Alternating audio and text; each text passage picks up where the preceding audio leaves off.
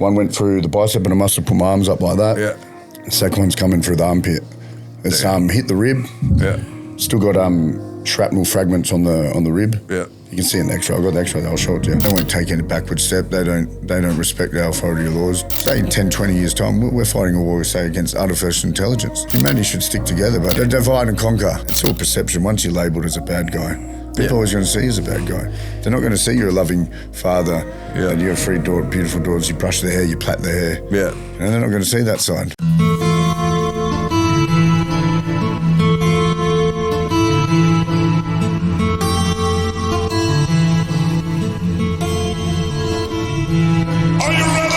Welcome to Crimes and Misunderstandings, a true crime podcast where we do real interviews with real convicts and find out if they're on the road to redemption or the fast track back to prison. Boys and girls, we have a hell of a story for you today. We've got former vice president of the largest biker gang in Western Australia, a man that has gone through hell and back. He's got he's still got bullet fragments in his back. Well, let's get on with it. Let's find out about Paul Marsandi, a.k.a. Lebo. Welcome. Welcome. Thank you for having me. It's good to have you here, man. You're a mate of mine. We did some time together. We did. You had more fun than I did, I'm sure of it. We both had fun. Yeah. So I mean, obviously, we're going to talk about the crimes and the life you live and how you do things. But let's start at your early years. Like, what were your teen years like? Because obviously you're a member of biker gangs. A lot of the viewership is in America. Yeah. So we call them bikers, not bikies. So I go back and forth between American and Australian.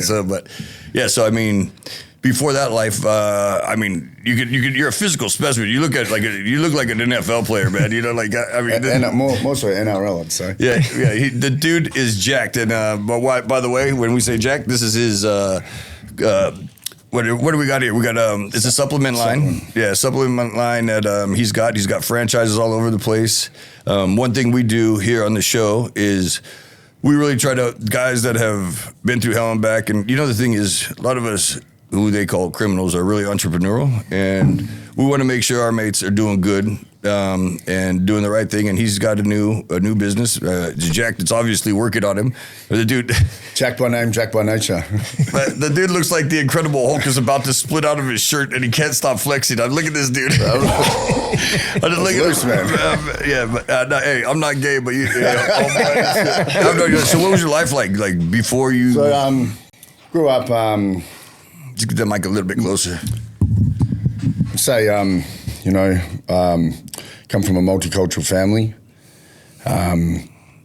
Say it's, like a broken home, I guess. Mum and Dad broke up when I was young.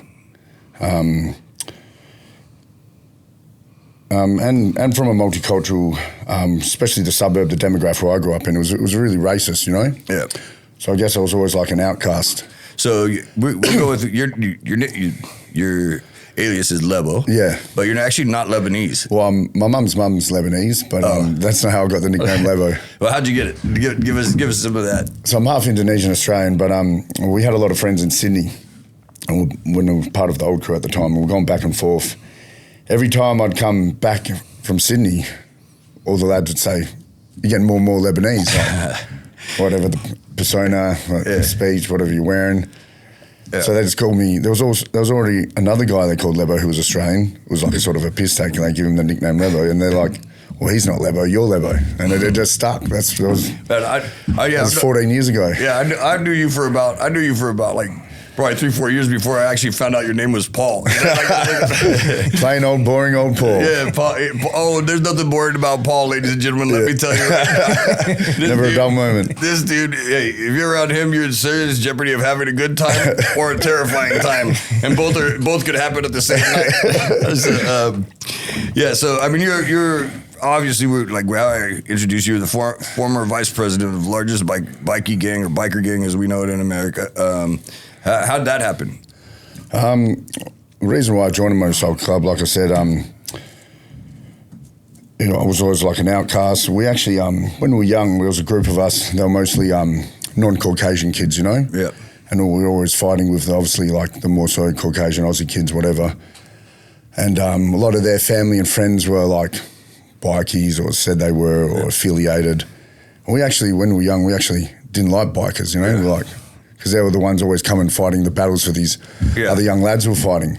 Yeah. But then as I grew up, I met a few lads that were in a motorcycle club, and I thought, well, all these people they're just like me. We got the common goals, and you know, we want brotherhood, want to be there for one another, and that's the reason why I joined. I love motorbikes, love Harleys. Yeah. Bought a Harley way before I joined a motorcycle club. Yeah. So I mean, and also like you guys, like we did prison time together. And when you said it's a brotherhood and stuff, I mean, you guys, you literally like train like soldiers, man. Everybody is in the gym. They're training. It's like you're out of your cell. You're not at work. You're training pretty much.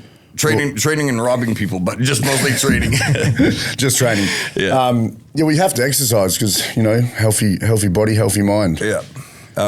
Is that true for like the entire club? I mean, I know I actually, the Rebels used to come into my gym when I had a gym, and they would come after hours, and the whole place would be in there. And, I don't think I didn't know you back then. That was years beforehand, but they used to come in. I mean, it's like almost, is it mandatory? Well, the chapter I'm in now, we make it mandatory to train. It's just good, healthy for mindset, and everyone on the right track. Because, you know, if you start getting unhealthy and you got bad habits and no routine, then your life's going to go astray, isn't it?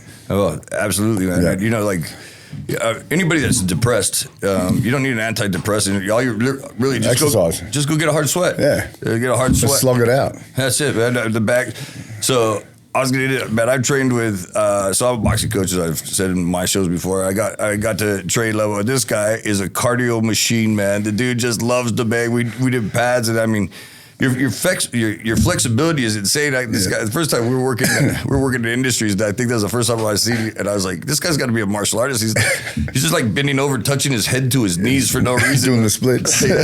Yeah, I mean, not only are you like you're chiseled, but usually when like bodybuilders get like that big, they have no flexibility. Yeah. No, I've always done martial arts as a kid as well. Bruce Lee was my idol growing up, and I always stretched, and it's always been a part of my life being flexible and stretching. So I've never let it go. Yeah, you know, that's a good thing that I'm. Yeah, and you're still relatively young. How old are you now? I'm 40 this year. Are you? Yeah. I've got a decade. 40 is a new 30. Yeah. So, well, I'm gonna be 49 for like 3 more years because I've decided to only have birthdays every 3 years. And you're born on a leap year then. I wish I was, man. I can't believe I've gotten to the point where I go to sleep and when I wake up and my back has gone out. You know, like how does this even happen?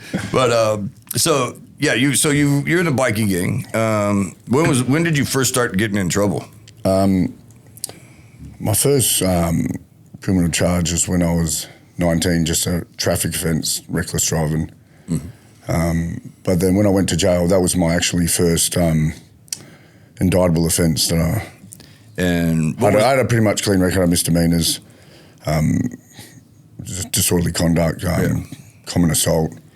Common assault? Did you get time for the common assault? No, it was just a fine. Yeah. Because I mean, until you build up a substantial criminal record, like now, if you got a common assault, you do time. Yeah, so, definitely they'll try to lock you away now. Yeah. So so your first offense. Tell us. I mean, there's newspaper articles, and Diego, you have to put the link in there, but. Apparently, the guy met the wrong end of a baseball bat, huh? Yeah. So it was a dispute over a motor vehicle. He was the previous owner. I was the current owner of the vehicle. It was unlicensed. He's gone there to try to reclaim ownership when we met and had a verbal discussion, handshake agreement that was my vehicle. Yeah. And and then things went south, and I went there unarmed. He was armed. What did he have? What was his weapon? He had a few. Oh, did he? Well, I don't blame him, man. Well, it come out. They didn't acknowledge it in court, but he had a firearm, and it was his baseball bat I beat him with. Oh, really? Yeah. Right, and you got a pretty stiff sentence for it, didn't you? Yeah, I got 6.5 years. That was my first ever jailable offence. Yep. For one single count of GBH. Yeah, but I mean, this was serious. Like you literally like rearranged his head with that baseball bat, did you? Well, yeah, he wasn't in a good way. I think he ended up. He was in prison too. And I mean, like I think he's. Did you say he's got like tattoos about his stitches? What did he? Yeah, he's got on his face, and then I think it's in Latin. More plates in a sink full of dishes. He's got 7 plates and a whole bunch of screws in his head. Yeah, man. Well, Hey, word to the wise, don't do Lebo dirty on the cardio, man. So you obviously did time for that. I was in there. This was your second stint, or was it? So then I breached parole. I was on parole for that offence, and my house got raided due to someone coming up there that was under surveillance, had nothing to do with me, and I had some cash at my house, and they'd done me for the cash. It was unlawfully obtained property. Yeah, I remember it was like $110,000. Yeah, 110,000. Yeah. And how long did you get for that? I got 3 months for that. Yeah, 3 months. So it went accumulative. Yeah, but we were in there together. It seemed like I got because then I'd done all up 9 more months breaching parole, and then that's when we served time together. Yeah. And then I reapplied for parole and got it. Yeah. Which is, and then so you got out. You lived. I mean, listen, like I've told everybody, you've lived a rough life. I had the pleasure of training you, but this dude, like literally. You're bulletproof. You have a bullet in your back. Yeah, I got a bullet in my back. How many times did you get shot? Just the once? I got shot twice. One through the bicep, so there's entry here, exit there. Yeah. And then the second one entered through the armpit. So I must have been standing there. Well, I remember I was standing there, got in my driveway. One went through the bicep, and I must have put my arms up like that. Yeah. The second one's coming through the armpit. It's hit the rib. Yeah. Still got shrapnel fragments on the rib. Yeah. You can see it in the X-ray. I got the X-ray that I'll show it to you. Yeah. And then lucky it did hit the rib, otherwise I would have kept going, hit my heart. It could have been brown bread. Yeah. So initially it lodged itself in like the tissue muscle near the spine, and now my body's starting to migrate it and push it out, and you can see it on the... Yeah, I felt it. I remember you... Yeah. I mean, I was like, damn, this dude... I can see why it didn't go through like all the way. I wasn't as fit back then. I was a fat mess. You showed me you were a fat dude. Yeah, I was a fat mess. Yeah, so, he was fat. I was like, let myself go. Where were you, and who did it, and how did it happen? They've never caught the person. So it was I was actually on trial for the GBH, but it was GBH of intent. And then I got shot, and they didn't abort the trial anyway. So whilst on trial, you're on home detention. You can't leave your property. So I remember come home was like the third, fourth day of the trial, and that time we had issues with other crews. Heard a loud noise. It was probably at 1 a.m. Gone out there to investigate. My truck was parked on there was an empty block next to my house, so it was parked in the dirt. Seen the window was smashed. Walked over to it, and then a guy emerged from the dark, bellied up, gloves, produced a weapon. Was he there for a hit or to like steal the truck? Well, I dare say it was a hit. Yeah. Well, I mean, he bollied up, but the window smashed. Obviously they've done that to lure me out the house. Gotcha. Yeah, gotcha. Yeah. You put that bait. Okay. It worked. Yeah, yep. I know you. Yeah. You're head first, man. Yeah, You should have seen this guy in prison, man. This dude, he had some people that were like walking around in terror. Like he's like, "Come here, boys!" Like, "No, please, let me not." Like he tortured them. Like he wasn't like there was almost like consensual torture. It was consensual. Yeah, he had these guys. We had challenges. We made challenges. We made the best out of the shittest time we could. You know. Well, I used to make them all do like bear crawls. We did this bear crawl challenge, and they had a couple. That whole crew like had a couple guys that they just forced to get in shape. I mean, it was like these poor bastards, man. The bear crawls are like brutal on your shoulder. Brutal, yeah. And these guys had to finish, or they got whipped. They got whipped. They literally got whipped. Consensual whips. Yeah, it was 20 lashings. Yeah, it was the law is the whip, and the whip is the law. and the rule was you had to have your hands on the wall. Yeah. Your pants down, your shirt off. You couldn't flinch. Otherwise you get 10 more. Yeah, that's right. You couldn't flinch. You couldn't cry, and you couldn't take your hands off the wall till it was done. I was like, and then everybody knew it was coming. But you know what? It worked. The next bear crawl, they finished that bear crawl, didn't they? Oh yeah, they didn't bitch out. No. They were thinking of them whips. I ain't getting no more whips. No, hell no. I'm going to finish that bear crawl. Bro, you actually turned out. Man, what was that redheaded guy's name that you loved? He actually loved it because you guys forced him to get in shape, but he was literally like he was your whipping boy. But he got into he hated it, but he loved it. Yeah, he was in phenomenal shape. He was like just a slob, and then you guys you guys took him over and you produced transformed him. Yeah, not bad. Yeah, like, and he was. Sometimes people need that extra push. Well, that's it. You know, as being a coach, like, man, you're literally like a psychiatrist. You got to know who you're dealing with. Yeah, of course. Some people tailor-made everything from. Yeah, sometimes you gotta be like, hey, motherfucker, get in there and do this. You're being a little bitch, man. Your fucking mom will be afraid of you. You know my style. And then sometimes like, it's all psychological. Yeah. Yeah, I used to like spar with the boys. I'd be telling, hey man, your mama should be ashamed of yourself. And like slipping and shit. Now you had some better ones than that. What did you say? You move like a white boy. Man, you know what? We had some good times. We did, like, you know, prison. It is terrible, and there's a lot of trauma that goes on. But you do feel into brotherhood, and like, and you guys are going through all hell. Like, we're not away from our family. Yeah. Like, you know, we all got kids. Like, they're missing their dads, and you know, financial stresses on the outside. So it's a lot going on. It's hard, man. It's hard. So let's get back. So you get out. I remember I come over to your house to train you because you had an ankle bracelet on. Yeah. And you were on new charges. Yeah.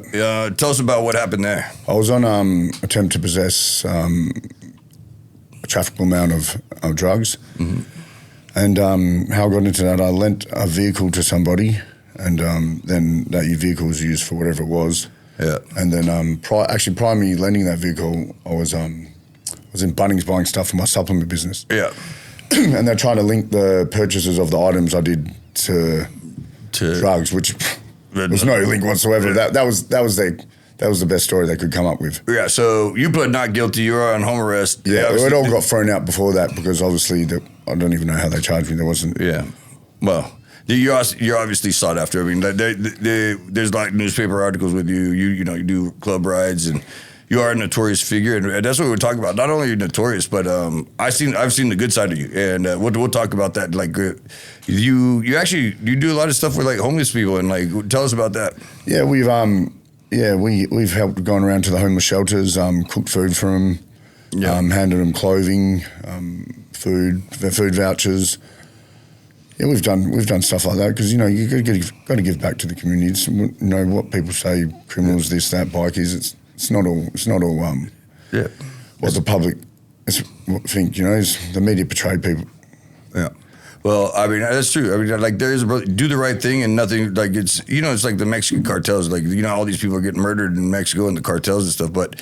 It's not innocent people they're after. It's the people that play the game, got dealt the game rules. Sometimes there's collateral damage, but you guys were there. There is what I hear from the rumor going around that there's a floating video of you walking into a restaurant. I guess there's a homeless person there, and you seen them homeless, just about picked them up. And went in there and like fed them, and that's quite admirable of you, man. Like, you know, that's not something that the news would hear about. We got to track that video down, but that's not something like the news puts out or anything like that.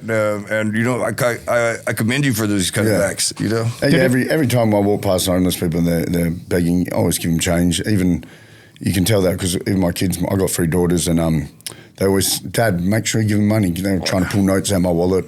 And they get them kind gestures, you know, for the people around that. And I've taught them that because, you know, you got to give. You got to give it back. Yeah, I mean, just because you live in a lifestyle, it doesn't make you a bad person. Actually, you know, you come from a broken home. I mean, you were obviously raised rough and stuff. So you're a sufferer. Like, and suffer is unrecognized suffering, you know? And so even though, like, you are badass and bad and stuff like that, but you also recognize those that are suffering and everyone's got a soft side. Yeah, I've seen that about you. So, you know, like, I give you commendation. You commend me. Yeah, commend you. English is my first language. Man, so yeah, but I'm proud of you for doing that, man. So you got a new business. You got a few new businesses I know about. Tell us what you're doing business-wise. So, I'm in the supplement game. I got into the supplements through one of my friends. He had supplement shops. I previously had tow trucks, but then they're bringing in laws and legislations that people with criminal records can't be associated with tow trucks. So I sold my trucks. The money I got from that, I bought supplement shops. Yeah. It's like, you know, fitness is a big part of my life. So I thought, you know, let's just go hand in hand with my ideology in life and my philosophy. It's been a hard road. It's been up and down. It's a very competitive industry and market. Yep. But we're more leaning to making our own product now, which we're in the middle of. So hopefully we'll launch that soon. So you're actually manufacturing your own supplement? Yeah, we're getting it manufactured, correct, yeah. Yeah, and I have a friend that, Dan Foreman, he was everywhere with Ken Shamrock. I don't know if you know Ken Shamrock. Of course, yes, Ken Shamrock. He's a bodybuilder, but he has a supplement line called Fight Labs. Yeah. And I used to give it to all my fighters. Like a lot of it was banned because the Americans got the good stuff. Yeah. So, but he's done quite well for himself. I mean, if you get it out there, it's all about targeting the right demographic. So it's all about the marketing these days. Yeah. So tell us what's the name of this business? Jack Supplements is as our retail shops. But then when we're going to brand our product with a different name, but we haven't actually come up with a name yet. Yeah. What are you looking at? You're looking at creatine. Yeah, we've done gummies. We got gummies. We're doing a creatine monohydrate. We got creatine monohydrate gummies. We're going to be doing a fat burner and a pre-workout. Yeah. Start off there, and then we'll probably get into the protein. Right. Maybe it's like it's hard because we wanted to do capsules and tablets and that, but that's all regulated now. They've changed it all. So you're not doing powder. You can only do powder. Yeah, if your supplements have to be in powders, you can't have them in capsules anymore. It comes why is that? Yeah, they've changed legislation, so it comes up anything in a capsule. You could put supplements in a capsule, but now anything in a capsule is deemed a medicine now. So it's all about big pharma making money. Man, that's all it is. Control. Just like that Pfizer. So I'm pissed. You were there at the same time. I adamantly rejected. Did not want that COVID jab. And I've told everybody before, man. They gave us papers. If you don't take the jab, you're going to a higher security prison. Yeah. No chance of parole, and no visits with your kids. And I was facing deport, so I was like, okay, eject me. But now you see it's like 1,400 times more rate of getting cancer. I mean, they literally ejected, and Big Pharma injected what I think will probably kill me eventually because, like, I know a lot of people have died from myocarditis, and I mean, and then one of our other friends, Ryan, he got out and he's working in the place where they cremate people. Yeah. And everyone they cremate, you have to pull their pacemaker out. He said when you were pulling the pacemaker out and you could see their veins, you knew everybody that was vaccinated because their veins were just like thick, filled with junk, man. Yeah. So did you have to get vaccinated? Yeah. Because as kids with schooling, work at the time I was FIFO, to travel, you had to have it. They forced everyone. Yeah, I could talk about this all day, you know. Yeah, that's Big Pharma. You know, that's Big Pharma. That's Big Pharma. Yeah. Well, I want to see how this turns out. You know that Fauci, the American guy that said was pushing it on everybody. Yeah. Turns out he had a vested interest in the vaccine, and we found out it's actually not a vaccine. You still get COVID. Yeah, you still get COVID. Yeah. It's like, so pretty much, and they forced the world to get it, and there was trillions. It's all a money making scheme. Diago, is he up on charges in Florida, Fauci? Fauci was pardoned by Biden, so they actually can't get him right now. But there is 12 state lawyers that are getting together and trying to do some type of federal lawsuit that would get him out of the pardon. But it's a bit hard because Biden did pardon him. Yeah, but so Biden could only pardon on the federal level, from what I understand. But the state level, which is a different beast altogether. That's why the state of Florida, look it up and see. I think the state of Florida is currently trying to prosecute him because he's not pardoned by the states. He's pardoned federally. So like in America, here when you go to prison, do you go like the guys doing federal time? Yeah. At state time, they're in the same prison. Yeah. In America, they got their separate prisons, don't they? Separate prisons. Yeah. You get less chance of a parole with the federal, but it's a nicer facility. It's better, but. Yeah. And you can go if you do a federal crime, and let's say because I did a federal crime.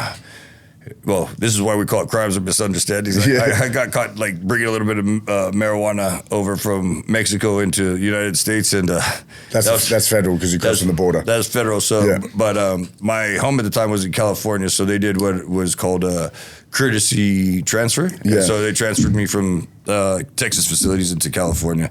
So now, would that go the same if you were like a public servant and you commit a crime? You'll be federal. Depending on, no, if you do it inside of this, it depends if you're working at a federal employer or a state. So this is how it works. If let's just say you have, I don't know, a kilo of cocaine, right, and in the state of Texas, and they're chasing you. Well, where I was born, Texas and New Mexico and Mexico all connect. Yeah. And literally, you could throw a stone between the three of them. But if you have a kilo of coke in Texas and the cops chase you and you drive 3 minutes and you end up in New Mexico, it went from state charge to federal charge immediately. Yeah. So the federal time is what you want. It's you do more time, but like it's better conditions. Yeah, better conditions. So. Yeah, they're trying to get him. So Ron DeSantis thinks Joe Biden pardon of Anthony Fauci leaves an opening for his soon-to-be Attorney General James Utmir to prosecute the doctor of the pandemic misdeeds. Yeah, but he's just a sacrificial lamb. It goes higher than that, the powers that be. 100%. It's a big board of people making billions and trillions of dollars. Well, and unfortunately, he's just a sacrificial lamb. Well, I mean, he was a salesman for it. he profited heavily from it. But yeah, of course he did, yeah. So this Elon Musk is doing, I don't know if you follow that, but like Elon Musk has been appointed by Trump, and he's going into like all this U.S. aid and stuff like that, and they're finding money like, there's $2 billion given to a charitable organization that they had no money. They had a $100 deposit. They somehow got funding for somebody put $10 million in the account. They got a grant from the government. They put $10 million, and then from there they acquired $2 billion for charitable acts. Not one charitable act was done ever. They did nothing, and they're like, "Where's the money?" So they're getting all funds for nothing for. So all these, it's actually on the Democratic side. I'm sure it's on the Republican side too. But all these people, the Hillary Clinton, there was like $120 million donated to the Clinton Foundation to help Haiti when they had it. They got $2 million, and the president from Haiti is like, investigate. Where's our money? So when you say big pharma, I mean, we kind of. You're right, man. It goes way up the chain, and like anything past what we could imagine. I'm sure. Wow. Well, yeah, more than we can fathom. Yeah, that's Paul, what do you think of Australian politics? Oh, it's crooked as. Yeah, it's all politics are crooked, but it's all whoever's backbenching the party, whoever's pushing the agendas. Look. For instance, the tow truck thing. We'll go back there. Yeah. So for years, for decades, for however long, insurance companies are making people pay their premiums. Yeah. Billions, trillions of dollars. If you want your money out of, I'll have another one. Yeah. But then if you put in your special cigarette up. If you put in a claim, it's hard for you to get your money. They don't want to pay up, but they want you to pay your premiums every month. Yeah. And people have been paying premiums for say a pensioner's been insured for their whole life and never made a claim. Well, they've paid a couple $100,000 insurances and never used it. But you get sucked into thinking you need to use this. So tow trucks come and thought, how can we make some money off this? Well, insurance companies are making money off everyday Joe Blow. Well, let's make some money off them. Yep. So they obviously the companies found loopholes. They could charge. It wasn't lucrative. It went hand in hand. Some of them were taking the piss and charging fucking stupid amounts. Yeah. And that's what the problem. That's what red lighted and they ruined it for everyone. But in saying that, they probably would have put a lid on it as well, because the normal Joe Blow's making a good dollar, and they don't like that. Yeah, I mean, so WA is a RSC state. That a lot of the politicians influenced by RSC. Yeah, so they're backing them financially. Well, so what do they do? Oh, let's bring in this legislation to cap all these. Now, a tow truck for collision, because it's all about the collision accidents. They put it on the media and the news that, they're making the people paying this much for a crash. The driver doesn't pay it if the insurance pay. Yeah. But the way they fed it to everyone in the media that they're ripping off, the tow truck companies are ripping off Joe Blow in an accident, but they're not. They're not even ripping off the tow truck company, the insurance companies. They're just making a good dollar. They're making a good. So you remember, like, we have a mutual friend that I was forced into the tow business, like, because I just got out of prison. He's like, I got a place for you. And he puts me in, I'm like, where's this? Because he loves to mess with me. I think this guy's going to put me in a dump. He puts me in like an 8-bedroom mansion on the beach with like, and I should have known then there was something. Like, first of all, I come straight out of a closet. It's got 4 cooking areas on the beach with a pool and a jacuzzi, and I'm going, this is a bit large. And I'm like, what is it? He goes, well, you're going to work for me doing tow trucking. He goes, you're going to make a shitload of cash. My first 3 weeks, it was like school holidays. I made $800 in 3 weeks. And then I'm on the side of the road, this guy pulls up. I had told a story about me, but you know me, I'm a comedian. Yeah. And he's like, Very hey, comical. he goes, hey, motherfucker. He's got a knife, and this other guy's got a gun. He's, hey, motherfucker. He goes, I hear you talking shit. I said, I'm not talking shit. I go, I was telling funny stories, bro. I go, that story was funny, bro. He's like, so you weren't taking the piss? I was like, no. And he goes, okay. I'll put the knife down. He put the gun down. I give you a hug. I was like, all right, cool. And he goes, and you can still park here, but nobody else in your business can park here. So I'm like, hold on a second. I've just worked here for 3 weeks for $800, and now I've had a gun and a knife pulled on me. I said, could I get a better job, please, man? Like, yeah, unfortunately, when there's lucrative money to be made and you don't have to use much of your brains and all brawn, it's going to attract some dickheads like that, isn't it? Yeah. I mean, well, it's territorial because there was lucrative money in it, and I did make money. It wasn't my personality, you know, like I made a living fighting my life and coaching fighting, but I'm more of like the competitive. I'm not trying to be in a gang war where I'm just trying to feed my kids. I just got out of the detention center. Like I'm not there for that, but ended up doing it. So I drove this truck around with no air conditioner, and it gets hot here, man. It was torture. Like driving around in circles and parked there. Was it the F truck? Yeah, the F truck, F350, and now, like, it takes $200 a day in fuel. Yeah. And then, I mean, the infrastructure is huge. You've got all the women in the office that have to do, like, the billing and stuff. Then you've got the mechanics. You've got the yard. There's big overheads. Yeah, so I spend $200 a day in fuel, and we only get paid if we get if you load an accident. Yeah, if you load an accident. And they bring the regulations, and the max you can get now is $380. I think it's 45, huh? Oh yeah, for the first, with the admin fee, that's like 450. But the first hook is 380. Yeah. That's not even enough to cover your diesel, your insurance premiums. That's right. Your driver is not even profitable anymore. But it's you know what the thing is, everybody needs to go on strike and let the traffic pack up because it's all about the insurance thing. You know, like the insurance. Yeah, but they'll just get some Indian or something to get in that truck paying $30 an hour, and that's another topic we should talk about. Let's go. Yeah, absolutely. I mean, you know, the immigrants. Can we pull up some statistics on how many immigrants come into Australia? Yeah, pull it up. Yeah. There's nothing off limits here, man. We're talking about whatever we want. You fire up your smoke, man. This is medicinal, by the way. I'm prescribed it. That's cool. It's actually tobacco. It's called wacky tobacco. But yeah. So So I mean, let's be more specific. Let's go Indian immigrants. Yeah. Aren't they doing $50 toes in India? Right. I mean, not in India, in Sydney. They got 50. It's like so in Sydney they got DD where they that's it. DD. So DD are now, if you're like drunk and you leave your car somewhere, DD got tow trucks, tilt trucks. Yep. They'll come pick up your car. On the tilt for the same price as you get in the Uber. In an Uber as in a DD, yeah. Well, I mean, like, how do you even make money with it unless you? It's not because DD is such a massive organisation, and they can afford to lose money to attract all these new people, and obviously they're going to jack up the prices in the long run. Yeah. But once they got all them people on board, And so I mean, you had your tow truck company, and I mean, you're doing pretty well. Like when it was going, were you doing mostly so? There's smashes or the crashes. That's where you make the big money. But you were getting a lot of trade, right? Trade, yeah. So trade is when you move, like, just say, like, sea container or like sea container or Toyota dealership. Give you 10 cars to tow a week from the panel shop to here to there. Yeah. But then, like I said, I got out of it. I sold it because I could see. Yeah, you saw the future. Saw the future, Yeah. So I'm currently Trav. I was selling tow trucks for him, like right now, and there's not a lot of value in them. Because look, everyone's going to be trying selling their trucks because there's no money in them. There's going to be all these trucks on the market. Who's going to buy them? Yeah. They're going to be worth near nothing. Not going to be anywhere near worth what that people pay for them. That's right. The only way to make money is in the trade now, and even that they're apparently trying to cap that. That's ridiculous. I mean.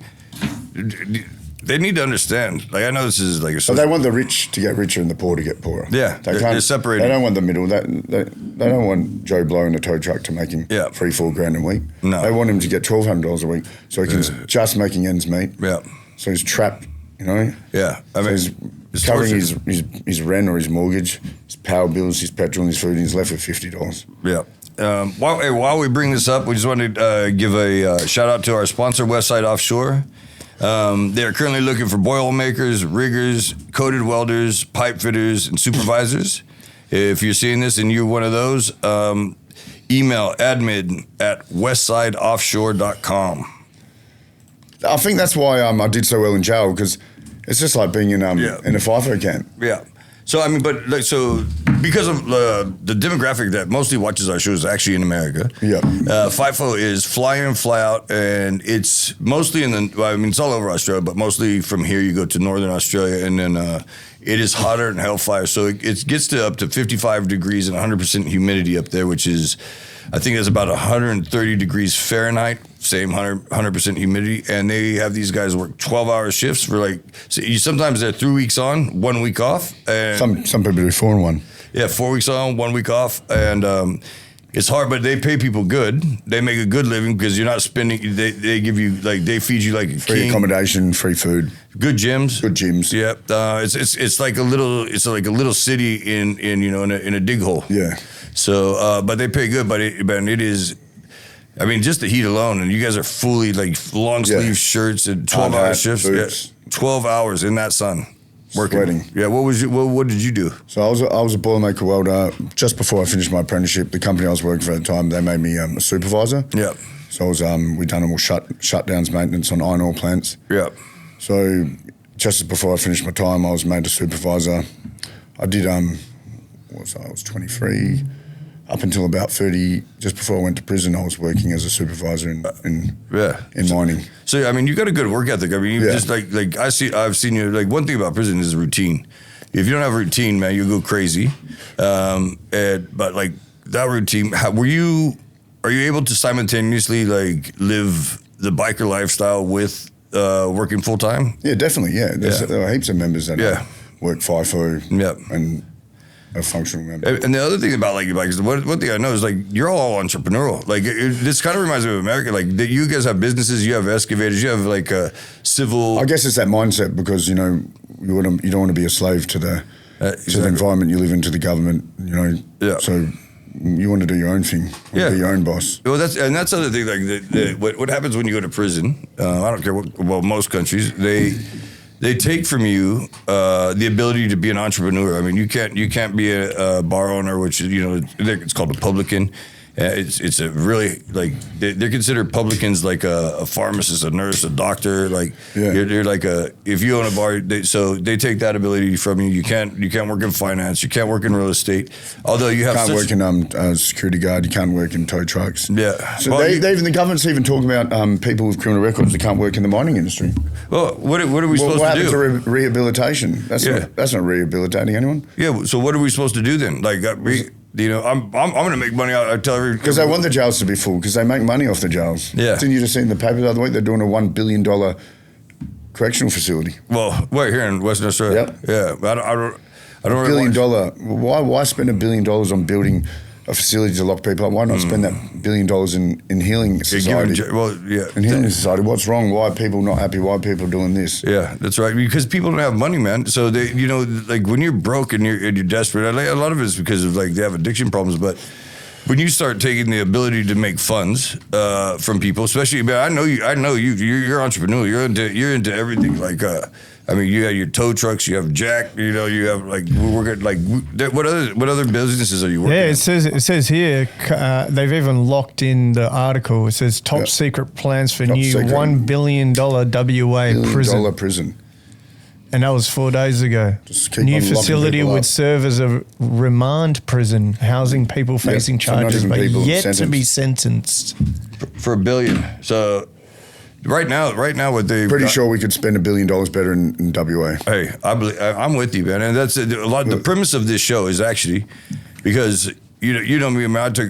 I was peer support, and I care for. I actually want people to do good, man. Yeah, of course, and that's why. I'm a firm believer that these guys. They're right now. There's 3. If you go to prison in Hakia, you're 3 people in a cell, locked down 20 hours a day. Sleeping on the floor next to the toilet. Sleeping on the floor locked down 20 hours a day. And look, if you're on remand, you're not convicted yet. You're innocent until proven guilty, but you're not here. It's guilty till proven innocent. Yeah, and that is. I mean, and I've been in all the state prisons here. I mean, it gets hot as shit. There's no air conditioner, and there's minimal heating. So when it's cold outside, they're like concrete cells. It's more cold in the cell than it is outside, and when it's hot outside, it's more hot in the cell than it is outside. And the only place you want to go to Acacia because it's a private run facility. Yeah, well, that's even getting run into the ground now. Yeah, well, they burned it down, didn't they? Yeah. Even in Selfco where we were, so that was obviously good pods and that. Yeah. The aircon hasn't been working in any of them units for the last year. Really? And they're just not fixed it. They come up with all the excuses and this and the parts from overseas. And it's not too hard to fix an aircon, is it? Man, that's what I loved best about it. Like you could actually get out of the heat there. Yeah. And that's the only, is that the only private one? Yeah, Acacia's the only privatised. And so, I mean. I think the kids won the Wandy, that was privatised. Yeah, that is privatised, the Wandy. Okay, but that's the kids one. Yeah. It actually wasn't kids, it was from 18 to 26. But I think they've changed that facility now and it's a female. That's right. This kid, he came to me. He was on meth. He rides his bike to my gym back in the day. Mikey Warren. I love this kid, man. He got into a chase. The cops tried to. They pulled him. They got into a chase. They pulled over. The cop came up to him, tried to chase him, and it was a sergeant. And he cracked the cop. Knocked his tooth through his lip and the tooth out. And the cop hit face first on the concrete after trying to fight him, and he knocked him out. And he did a year in Wandy, and then before he went in, he rides his bike because he's like rode his bike far. He's like, look, I'm addicted to meth, or I have a meth problem, and I want to fight like this and that. And he was like, usually I could just like look and say, you know what? And I looked at this kid, and I mean, he was not the biggest dude in the world, but I could just see in him that there was something about him. And I took him under my wing, man. Put him in the gym, like helped him get off. His bike ended up getting stolen from the outside of my gym. I'm like, oh no, man! Like it was terrible. But he went and he had quite a few amateur fights. Fought several times in the pros, and then he's on the straight and narrow now. But as I say, when you say when there's money to be spent, they literally need to give. I used to mentor a lot of kids. They need to give more kids to guys like me, like I used to do in my gym, and I bring them in there. And I never did drugs until I got injured. So they just need guidance. Half these kids in prison, they've had no guidance. They come from broken homes. They come from shit families. They had no role models. Yep. Their mum wasn't there, or their dad wasn't there. They were left to fend for themselves. Making their own decisions. When you're a kid, you need to be growing up as a child, not making adult decisions. Yeah, and that's part of like what your culture, like the biking culture, is like. You literally are a family. You like if one of you's in trouble. Yeah, well, they're all there for each other. Yeah, and if somebody has an addiction, you might cop a bit of an ass whooping, but you're grabbed and the right you pull their head in, like you help them out when someone goes to prison. You guys help with their families and stuff like that. So I mean, it's unfortunate that you can't. Like, yes, you guys are notorious for doing like bad things, but that happens. It's bad in all groups, though. It is. But there's a camaraderie there, and it's not all bad, man. Like I said, you look after each other, you make each other work out, like. Yeah, we're there for one another. You're not a bunch of drug addicts, are you? You're like, you can't. Is there? I know in some clubs there's like no meth. No meth. No. And you get tested for it. Yeah, you can. People will get tested if there's under suspicion, yeah. Yeah, and that's not tolerated, right? No. Yeah, so... But like you said, if there's someone that has joined and they had an addiction and they relapse, if they're honest about it, of course you're going to help them. Yeah, 100%, man. Yeah, and that's the thing. I do know that it's a brotherhood with you guys. However, a lot of times you guys jump ship, like, true or not. Like, you change because, I don't know, maybe... Senior politics. Members, politics. So, tell us what happened. The rebels. We don't have to be, but the rebels was the biggest bikie. They're gone now. Yeah. So, what? I mean, how come that happens? Well, their leader, Alex Feller, he wasn't a citizen like yourself. He left the country and they didn't let him back in. And I think ever since then, it's sort of deteriorated that club. Yeah. Yeah, so, well... Because their leadership he was their leader. There was people with tattoos, portrait tattoos of him, Alex on themselves. And then when we were in there, Nick Martin, who was the president, was assassinated, essentially. He was shot from 330 meters away, and you were part of his crew at that time? Yeah, we were... I was part of that crew at that time. Yeah, Yeah, and I remember we were in there, and I knew the guy. He used to bring. That's the guy that used to bring people in. Yeah, he used to come visit me quite regularly. Yeah, yeah. He was like. I mean, he was notorious as all of you are, but he was a big badass. Yeah, he was a big leader in WA for the Rebels at the time. Yeah, and he actually had a good heart too. Like, because I always like I'm my own man, and I'm happy to sit down with you and anybody else and hear your story. Like I said, but he actually been that guy. He didn't know me from Adam. My show was there, and he had his people like help me pick up my cages. They'd help me because I was doing it on my own, man. Yeah. And my first cage, one cage wall was heavy, and there was 8 of them. Like he's like, "Nah, we're not doing that. You do this." And I was like, "Well, I could give you a few tickets, but I was a struggling promoter." Yeah. He goes, "No, I'm paying you top dollar for your best table." You know, like there's good in everybody, you know. And that's what I said. Like my goal is literally because I had a hard upbringing, but is to help kids, and I see that like I just saw how you like tortured people into shape, man. That was so impressive, man. I love. You got to be cool to be kind sometimes, you know. But it is true because you know what, these kids, a lot of kids don't have, like you say, you come from a broken home. They don't have a mom and a dad, so they don't understand the they're discipline. going to gravitate to whatever's easiest, and sometimes the easiest thing is the wrong thing. That's right. I mean, and sometimes, you know what, there's just a sense of adventure. Like that, my thing was just adventure. I got injured, and I just was like, I found cocaine, and I found out how expensive it was here. And I was like, "What? You pay for this?" And I was like, called my people in America. Could you just send me like $5,000? $5,000 worth was a lot here. And I was like, hold on a second here. The women that I've been hanging out with went from like 5s to 15s, and there was 15 of them. I was like, "Oh man, I don't even think I made profit. I think I just got girls." You're just supporting Abba. Yeah. So since June 2022, there's been 753,000 Indians that has come into Australia, which is one of the highest percentage out of any population. Yeah. And you got to ask yourself why that. Why? Well, are any of them in the mongrels? No, I can't say we have any. But you guys aren't racist. You guys are multicultural, right? Yeah. So like it's like if you fit the bill and you're cool, like color of skin means nothing. Yeah, that's it. But so so it's funny because like ChatGPT knows everything.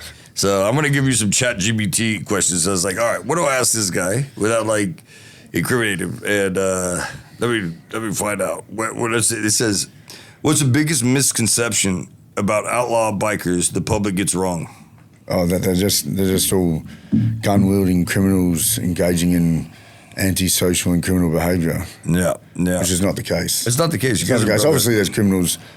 Like you said, half of you's meet in prison, and there's that camaraderie when you're all together and you're at a low point in your life, and you find a bond and you find a friend. And most of the people, well, I'd like to say most, when they get out of prison, if they're in a motorcycle club, they don't reoffend if their life's on track. That's right. Yeah, I mean, I agree with you on that. All right. What are the unspoken rules of the outlaw biker world? I'm just, if you don't want to say, we can go past. We'll go past that one. Okay. What? This one, we're not going to ask that one either. Wait, what? Why are we going past? Oh, because it's unspoken rule. You don't really want to speak about it. It's unspoken. I can't believe Chat it did me wrong, man. I told you I put it in there what to ask about, and it did me wrong. All right. Yeah, it's not incriminating to law, but it might be detrimental to myself. So, hold on. How do you guys handle betrayal within the ranks? Just like any aspect of life, if you get betrayed as a friend, it's not going to end well for you, is it? No. If your wife betrays you, it's not going to end well for her. If your family member betrays you, people are going to be disgruntled, aren't they? There's going to be emotions. Just don't people are going to act out in certain ways. Just stay loyal. Yeah. All right, so this is actually a good question that you came up with. And I have one, but what's one law you think is unfairly used against bikers? Definitely the newest law and the insignia law. So the insignia law, anything, if you got a tattoo of the club or any reference to a motorcycle club or your 1% or any acronyms like you got anything on your body, they give you a ticket for it. Yeah, they give you a fine. Well, the way the legislation is written, you can spend a month in jail, a year in jail. A year in jail Or something that you did prior to yeah. But who are they to tell you what you can and can't have on your skin? Yeah, that's right. I mean, but so literally, if you walk around and you have stuff showing, no one's been sent to jail. Everyone's copped fines. But I guess if there was someone that kept getting charged, repeat offender, eventually they're gonna send someone to jail for what? For having tattoos on you. So does everyone have to remove the tattoo? Or just cover it. You just have to make an attempt to cover. So say if you got one word, 5 letters, if you cover one of the letters, that's good enough. That's it, because it's not legible anymore. You can't read it. And there's a makeup you can put over it, right? People put makeup, wear long sleeve shirts, whatever, Yeah, that's it. So hey, here we go with. Actually, these aren't bad. Chat's not bad. ChatGPT, literally, I'm so close to building a spaceship with duct tape with ChatGPT and YouTube. But you want some of this bottle? Nah, we'll get another one. We'll get another one. Yeah. Diago, any chance to grab another one? Yeah, we'll grab another one. All right, let's get it. But ask this question though. It have to be a long answer because I'm going to go get one. Okay. Have you ever been in a situation where you had to fight for your life? Yeah, I've been in a few. Yeah, so you had so you've done that one. So give us a detailed one for another situation. Detailed. Well, as detailed as you want. Within reason.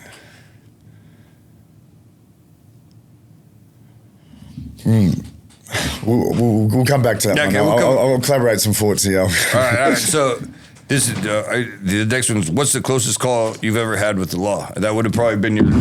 That probably would have been your last one. It was a close call. The guy got caught with what they said was 47 kilos. I don't know if they caught a person with it. It was found in a car, in a vehicle or something. But that was a close call. I mean, you obviously had enough evidence to prove that you weren't guilty and nothing. But if they somehow tried to manufacture a case against you, that's a life sentence here. Yeah, that would have been. That's what the headlines are that I was looking at live. Yeah, I mean, no doubt about it. I was worried about you. I was worried for my freedom, for myself. But it's not even about that. It's like you got 3 little girls you got to look after. You know what I mean? So it's almost like I don't want to stir the pot where they start messing with me either. But the government needs to. It's like they're almost like bully. Like, don't manufacture stuff. They manufacture cases and there was one guy I remember. I can't remember his name, but they change the facts to suit them, and they can get away with it. It was just like my first bail hearing. They tried to say I was present at where this transaction, or they called it the takedown or the sting, or whatever. And the first one I applied for bail, they said I was there. They said I was present. I was nowhere near there. I was fucking 10, 15 kilometres away. Then the following week went for bail. They said, we retract that. He wasn't there. But if you and I got up in court and said, that's perverting the cause of justice, you get jail straight away. Not straight away when found guilty. Yeah. But if you're found guilty, you're going to jail if you're getting done for perverting the cause of justice. Yeah, 100%. Whereas they can just say what they want when they want and get away with it.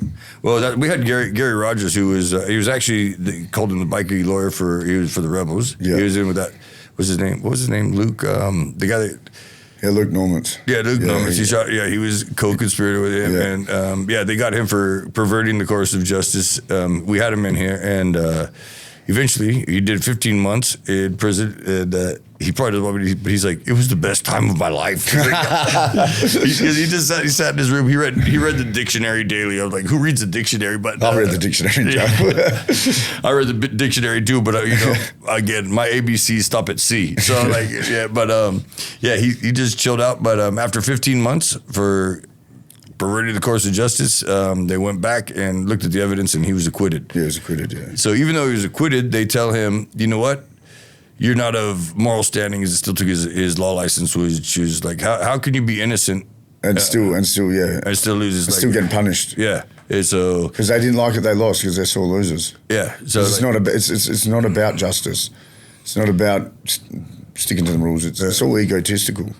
Yeah, so it's all if they got in for you personally, you're fucked. It's all personal. And that's what I'm worried about you, because I mean there's quite a few news articles about you. You know what I mean? Like, and you're on the magnifying glass, true or not? Yeah. Yeah. So I hope that, because I know you to be a good man. I know the things that you do. I mean, you work out, like train, like you're you're a leader. You're a general. You got guys behind you. You force them to work out. You're helping the homeless. You help. There's a lot of things that people are. I'll help anyone around me that needs help. Yeah, and that's that's it. But you rule with an iron fist. You know what I mean? Like that's you do right, right's done to you. You do wrong, wrong's done to you. It's pretty plain and simple, pretty black and white, isn't it? Well, absolutely, and I know that about you. Like you're not shy to dish out the rule a lot. Like this. Level man, he's on the next level, man. Anyway, so how does religion work in bikie gangs? Like when someone comes up and they're trying to join or whatever, does it matter? Religion doesn't matter. We got Muslims, Catholics, atheists, whatever. I don't think there's any Punjabis. I think you've been all of them, haven't you? Yeah. You were Catholic and then converted to Muslim. Yeah. So I'm half Indonesian. All my family in Indonesia Muslims. My dad's Muslim. My brother, one of my siblings, Noah, he's Muslim. I was raised as a Catholic. I was baptized as a Catholic because on my mother's side they were strong. He was her father was like a pastor, like a priest. Yeah. But then when I was in jail, I converted to Islam. Yeah. Well, to be Muslim, you got to be circumcised. I got circumcised at the age of 28, but that wasn't. Really? Yeah. I got circumcised when I was born. I think the doctors took a little too much off, man. I'm going to sue you, that was bro. one of the most painful experiences in my life, worse than getting shot. Yeah. Getting circumcised at the age of 28. Yeah, well, yeah, you're a straight weirdo, man. Yeah, so my son, like, and that wasn't for religious reasons, or it was? He just wanted to. A bit of both. It's funny because I don't know, but I'm very proud of my son. But I said, you know what? This is how God or whoever is but God creates us. Why are we taking this off? You know, and so I let my son keep his, but then I'm very proud of my son. He's 5 years old, and I'm allowed to say it. Man, the dude's gonna punish women, man. So he doesn't take after his father. No, definitely not, man. Dude, I'm like, how did this happen, man? It's like, I'm very proud of my son for that. He's gonna have, he's handsome. I don't, he takes after his mom. His mom's a good-looking lady, but hopefully he has the charm and charisma of his father. Then, well, that's the only charm and charisma is the only way I got my girls, and a little bit of cocaine. As we say, cocaine was a hell of a drug. But if I didn't have cocaine, I wouldn't have two kids that I love very much. But if it's good, there's bad. With bad, there's good. Yeah. So at this point, I got to show. Like, I've got to do a hair follicle test. I've already passed one, but it was only 2.4 centimeters. I've got to get one that's 6 centimeters now. So I don't have any hair on my. I'm a bald guy. I don't have any hair on my head. The hair on my body that's 6 centimeters. So I got to show this to them. Look at this. I've got to grow this patch out. And going in public is horrible. But here we go. Can you see that on the? Where is it? Oh my days! So that thing's getting long, huh? It's going to be a little rat's tail, like you're going to plait it. Man. Fit right back in with some of the crew in jail. The rat's tail off the side there. Well, I started thinking about it, and I was like, if I did this, why don't I just do a side hawk? Side hawk? Not a mohawk, a side hawk. Yeah, side hawk, and then I'll like travel and like make some like lightning bolt looking things. I get our boy over here. You can start something. You can start a little trend. It wouldn't be the first time, man. I started breakdancing. Everybody started to follow me on that one. Everyone does breakdancing when they're younger. Yeah. Pop and lock and. Yeah. Can you pop and lock? Yeah, I can pop and lock. Go ahead. Give us your best shoulder pop and lock. Hey, music, man. Need some beats. Maybe a few more wines. We'll start busting out the moves. Have you been into any sports or anything like that? Played soccer as a kid. Played AFL. Played rugby. I was always into athletics, into sprinting. Could do the 100 meter pretty quick. Yeah. And why'd you get into stretching? From martial arts, because Bruce Lee was my idol, so, and Van Damme. So, Van Damme. Yeah. Always wanted to be like Van Damme doing that. Yeah. Vertical splits. Like, what kid didn't idolize Van Damme? Yeah. You know what I mean? Like, that dude was the... He was a specimen. Man, human specimen. Like, later, it's funny because, like, idols later on are, like, scrutinized and all this stuff. Like, even Vanilla Ice. Vanilla Ice was scrutinized. If you go back, I don't know why his feet stopped. Have you seen his dance moves? He can pop and lock. Have you seen him dance? Bro. He can dance. That white boy can move. Yeah, I don't know. And then they he was the best thing to hit the world like through whatever years to like 94, 95. And then like, oh, he was a cheerleader. It's a fake. But The dude could. What are they labeling as a cheerleader? What the fact that he was? He actually was a cheerleader. He was actually a cheerleader. But so not like he was a background dancer as well. Was he? Yeah. But I'll tell you what. So if you play gridiron or football, gridiron. Hey, by the way, it's called gridiron. Nobody in America knows what gridiron is. Oh, really? That's just what they. Yeah, you call it gridiron here, but we don't know. They're like, did you play football, gridiron? Yeah. I'm like, what is gridiron?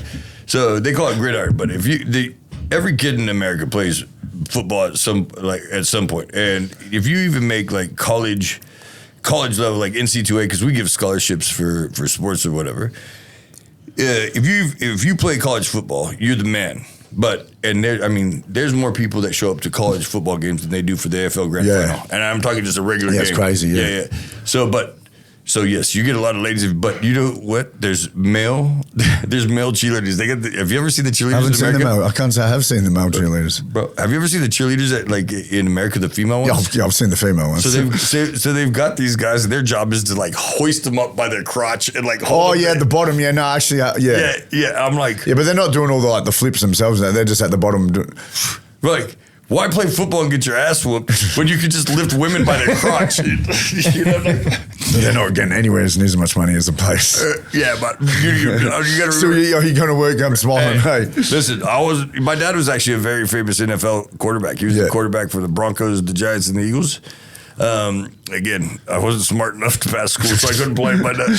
You didn't make it to college. I think mostly the only class I ever passed was physical education, PE, and I got an A in that one. The rest of them struggled, but my dad played, and I'm telling you, it's a license for my hand, but.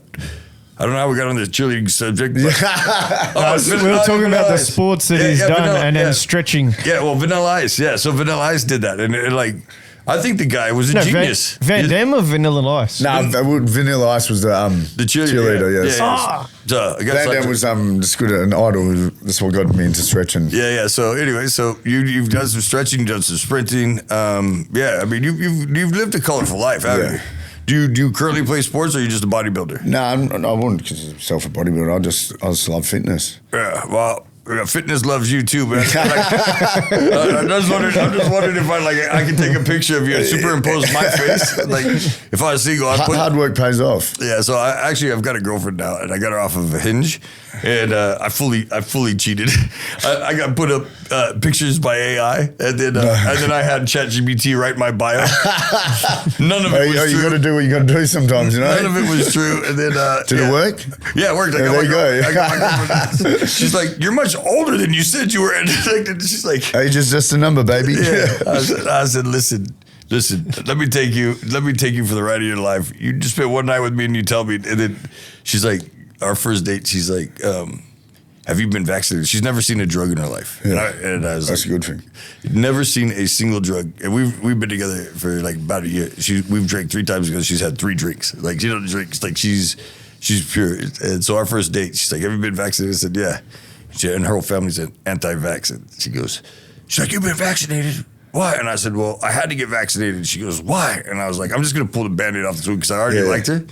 I said, well, she goes, well, how many vaccines did you get? I go, we got 3. She goes, why? And I said, I'll pull the Band-Aid off this week. And I said, I went to prison. She's like, you went to prison? She doesn't even know anybody that's done a crime. She's like, what do you mean you've gone to prison? I said, I've been to prison. And then she goes, well, and I had already told her I had 3 vaccines. She goes, well, how long did you go to prison for? And so I'm like trying to backpedal. So it was like a week. She goes, you were in prison for a week? And she goes, wait, you got 3 vaccines in a week? It's all unraveling. Yeah, so I said, nah. And then, anyway, so I ended up coming clean. Like I did a few years here and there. But at the end of the night, she's like trying to get on. I was like, give me your number. She's like, gives it to me. And I said, call my phone so I know it's the right one. She did. She calls it. And I was like, cool. And I said, one other thing. I go, have you ever kissed a prisoner? She's like, no, why? I just go, whop. Your life's about to change. She's a good girl. And, but now, because we do this podcast, she meets a lot of colorful characters. And she's on board with like helping me out. Like, I really want us to do good, like, the camaraderie. I had our buddy Zamal, you know Zamal? Yeah, we had him on here, and like, man, it's camaraderie. Like, you actually help promote each other. you've been through like the wars or whatever. You help promote each other through business. Like they booked I've got a taco truck. They booked me for taco truck. They didn't have to do that. And I appreciate it. Like, and we do. You got jacked. Let's get that out there. So we get people. Do you have online? Do you have anything? We did online? have an online shop.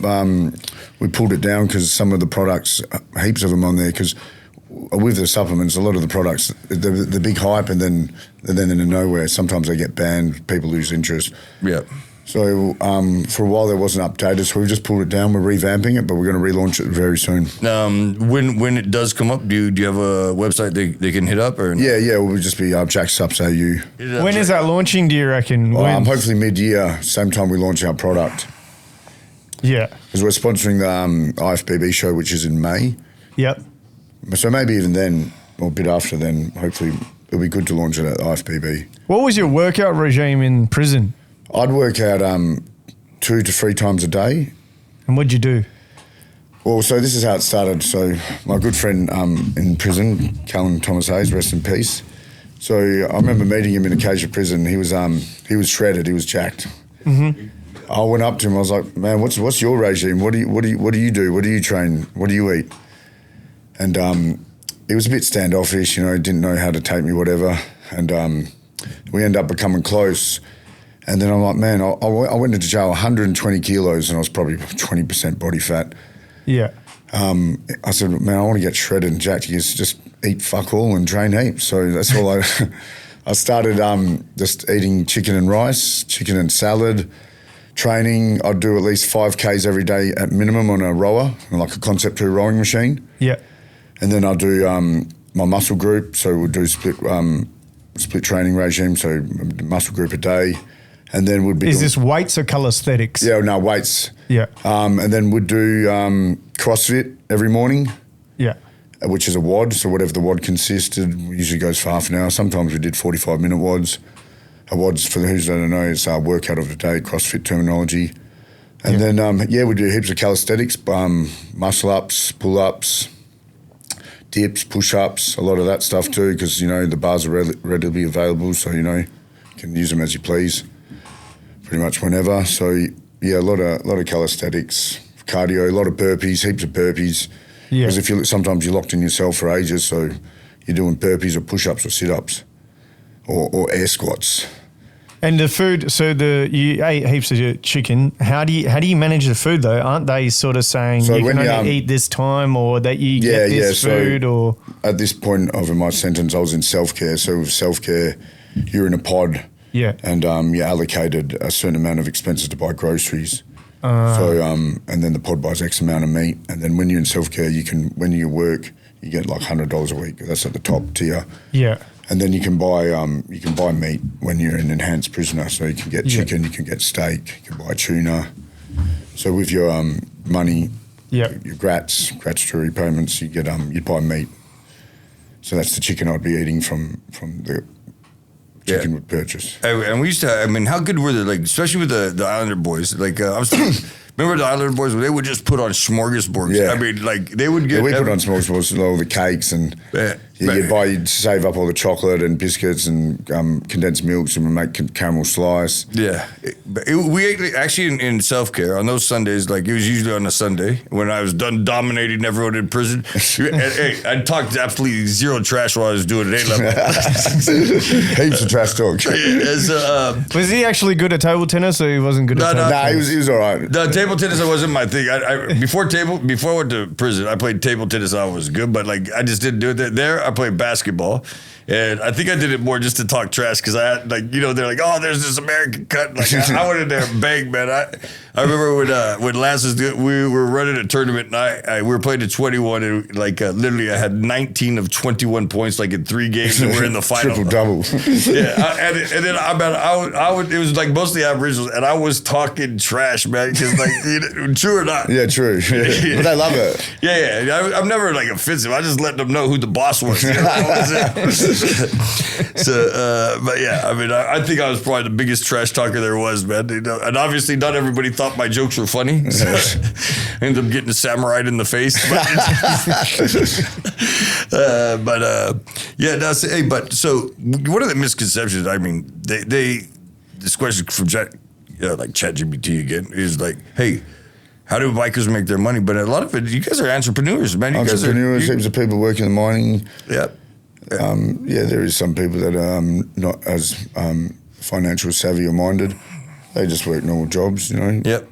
I mean, there's obviously people get busted, and that's in any industry, whatever. But I mean, the connections you guys have, like if you want to be a builder, man, you guys got concreters, you got guys, you got window guys, you got framers, you got chippies. It's all about networking. And you guys have life to when you want to reach goals in business and whatnot. It's all who you're rubbing shoulders with. Is there a membership cost to be Bikie? With every motorcycle club, I'm pretty sure members have to pay for membership fees, just like a footy club. Yeah.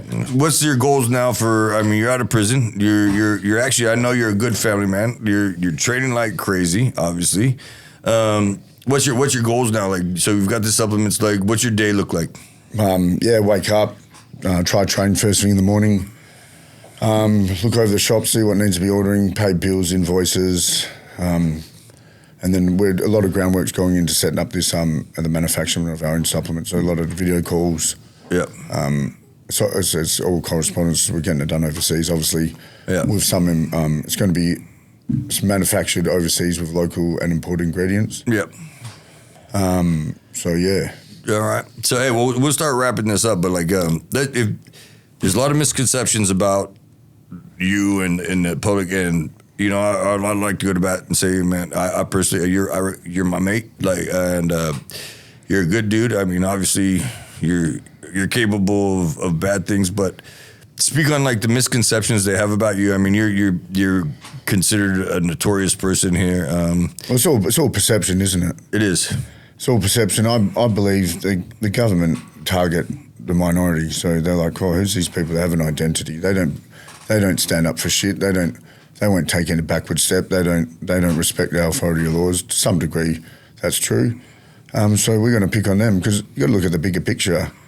What happens in say 10, 20 years time? We're fighting a war, say, against artificial intelligence. Yeah, I mean, the people that were trying to lock us up, put us in cages, they might have to be fighting by our side one day. Yeah, what's going to happen then? You know, that's right. Humanity should stick together, but that's right. I mean, they divide and conquer. Yeah, you know? It's all about conforming, taking away the power. You know, and I mean, you know, like it's a tyranny. Revolution is how America became America. You know, like it's only wrong until it's not wrong. You know? And that's the thing. So.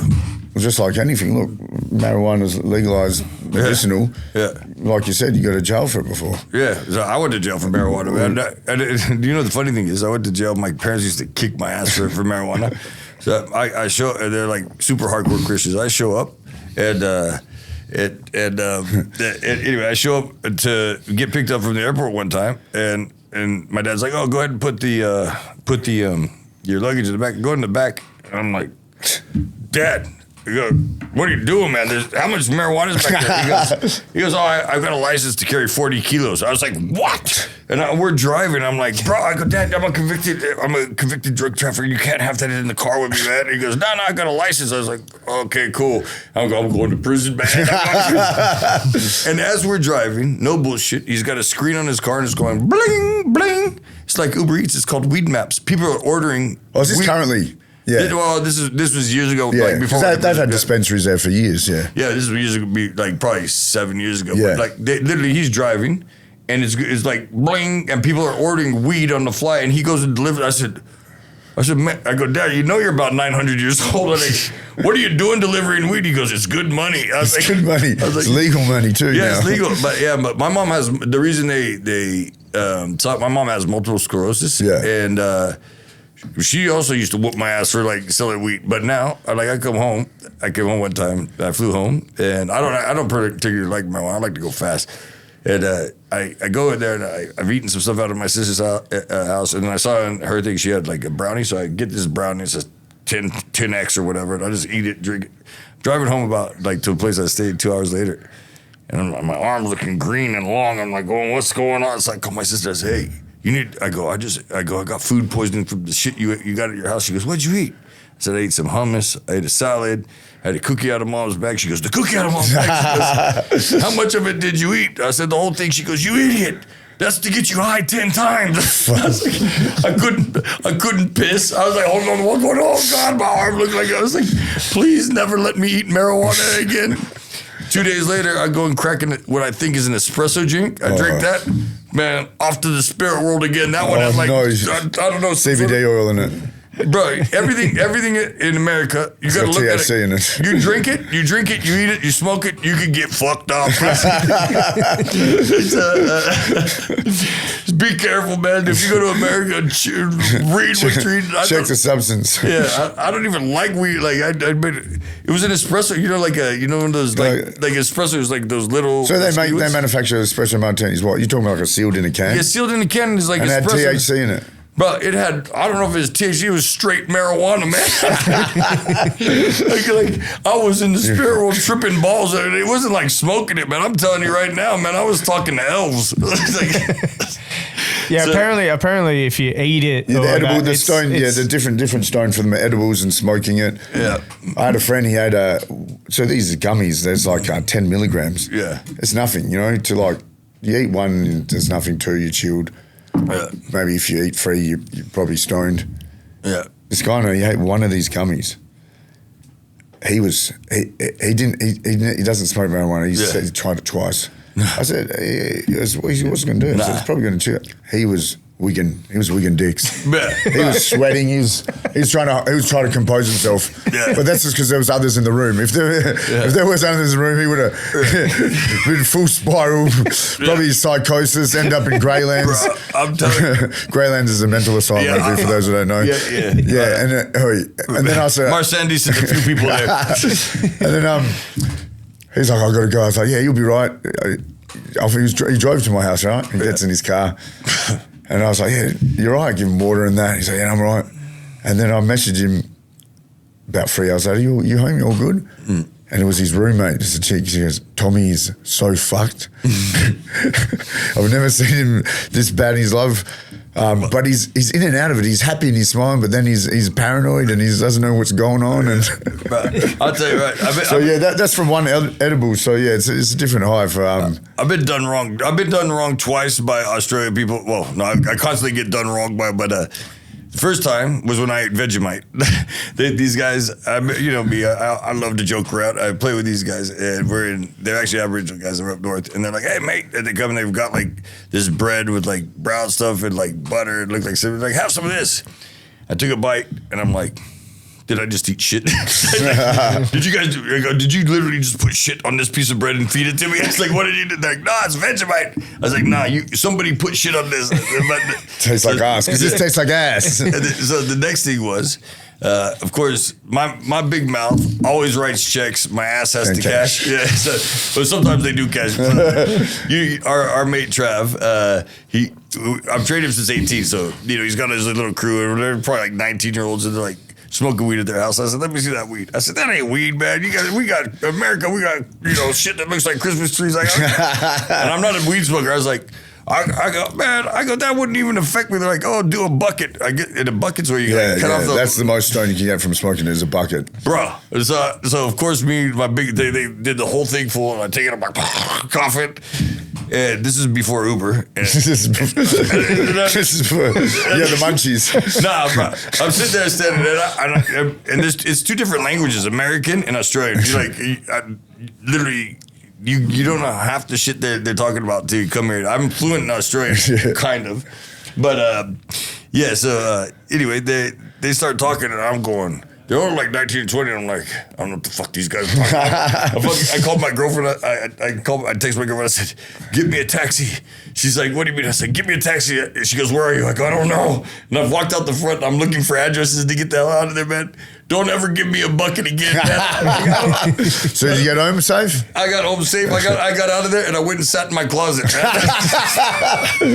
Talk about coming out of the closet, bro. The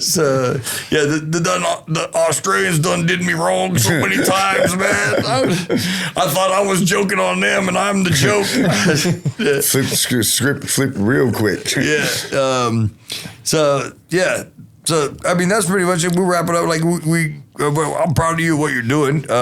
Like you are a notorious human. I I hope that you stay out of prison. I hope you're on the fast track to redemption and not the road to, was it the road to redemption and not the fast track back to prison or whatever, man.